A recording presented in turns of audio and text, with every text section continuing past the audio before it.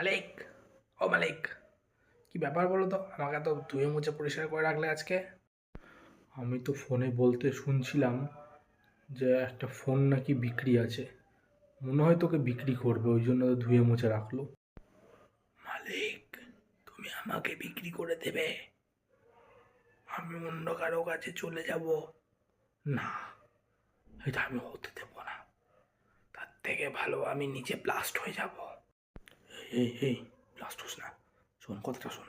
তুই চুপচাপ অজ্ঞান হয়ে যা, নাটক কর। আমি ঠিক মালিককে বলে আমি পটিয়ে নেবো। অজ্ঞান হ, অজ্ঞান হ, চোখ বন্ধ কর, জিব্বার কর। বলছিস? ঠিক আছে। ও মালিক, এই দেখো দেখো দেখো, তোমার ফোন দেখো। অজ্ঞান হয়ে গেছে, ও মনে হয় ব্লাস্ট হয়ে যাবে, ওকে বিক্রি করো না। ও অজ্ঞান হয়ে গেছে।